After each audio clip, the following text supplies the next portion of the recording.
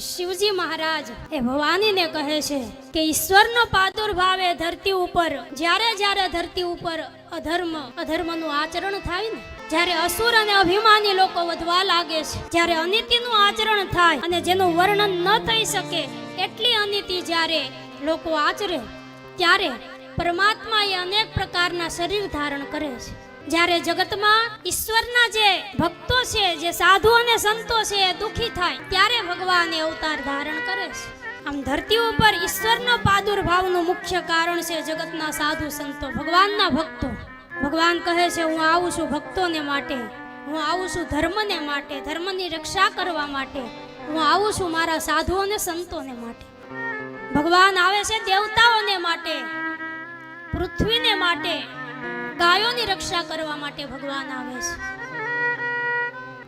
જ્યારે પૃથ્વી ઉપર પાપ વધે ને ત્યારે પરમાત્મા એ અવતાર લેવા માટે ઉતાવળા થાય છે.